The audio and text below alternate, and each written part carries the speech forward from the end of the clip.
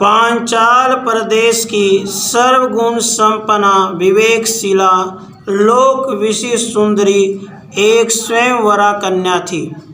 वह श्रेष्ठ कुल में उत्पन्न सत्पुरुष से विवाह करना चाहती थी। वह इस बात को अच्छी तरह समझती थी कि वह विवाह योग्य वर के सामान्य गुणों में सत्कुल का महनीय स्थान है। यही कारण था कि उसने वैवाहिक जीवन के सब सुखों पर सत्कुल को ही विशेषता दी और तपस्वी ऋषि कुमार सुधनवा से विवाह करने का निश्चय किया। केशिनी के पास विवाह के लिए अनेक राजकुमारों के भी प्रस्ताव आए, परंतु उसने सबको ठुकरा दिया। एक दिन सम्राट प्रहलाद के युवराज विरोचन ने भी अपनी विवाह इच्छा उसके सम्मुख प्रकट की। यद्यपि युवराज विरोचन के साथ विवाह करने के सांसारिक लाभ केशिनी की दृष्टि से ओझल नहीं थे, तथापि उसने विरोचन को इन शब्दों में उत्तर दिया। राजकुमार, मैंने महर्षि अंगिरा के पुत्र सुधनवा से विवाह करने का निश्चय किया है, परंतु यह निश्चय उनके कुल श्रेष्ठ होने के कारण ही किया गया है। अब आप ही बतलाइए कि कुल में ब्राह्मण श्रेष्ठ है या दैत्य? यदि ब्राह्मण श्रेष्ठ है तो मैं सुधनवा से विवाह क्यों न करूं? इस पर विरोचन ने दैत्य कुल के श्रेष्ठ होने का प्रतिपादन किया। उत्तर में केशिनी ने कहा, ठीक है, यदि आपका ऐसा मत है तो कल प्रातःकाल स्वयंवर से पहले हमारे घर पर आ जाइए। वहाँ सुधनवा भी होंगे, आप इस विषय में उनसे विचार विनिमय कर सकते हैं। प्रातःकाल दोनों कुमार केशिनी के घर पे पहुँचे, परंतु वहाँ एक अरुचिकर घटना हो गई। वह यह कि विरोचन पहले पहुँचे और सुधनवा पीछे। इसलिए विरोचन ने उससे कहा, सुधनवा, तुम यहाँ मेरे पास सिंहासन पर बैठो। किंतु सुधनवा ने उसके पास बैठने से इनकार करते हुए यह कहा कि समान गुणशील व्यक्ति ही एक साथ बैठ सकते हैं।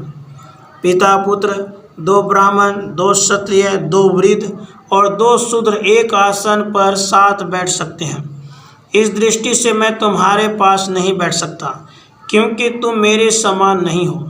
संभवतः तुम्हें यह बात मालूम नहीं कि जब मैं तुम्हारे पिता की सभा में जाता था तब वे मुझे ऊंच आसन पर बैठाकर स्वयं मुझसे नीचे बैठते थे और मेरी सेवा शुश्रूषा करते थे।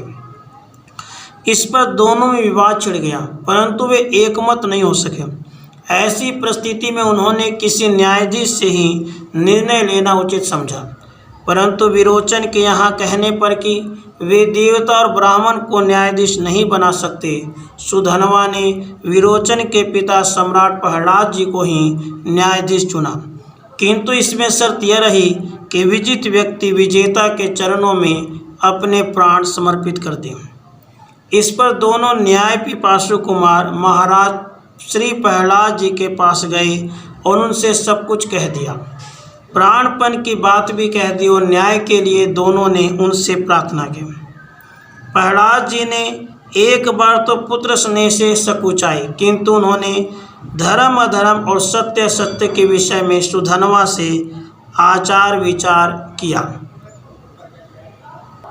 सुधनवा ने बतलाया, सोत वाली स्त्री, जुए में हारे हुए जुआरी और भार ढोने से व्यथित शरीर वाले मनुष्य की रात्रि में जो स्थिति होती है वही उल्टा न्याय देने वाले वक्ता की होती है। जो झूठा निर्णय देता है वह राजा के नगर में कैद होकर बाहरी दरवाजे पर भूख का कष्ट सहता हुआ बहुत से शत्रुओं को देखता है।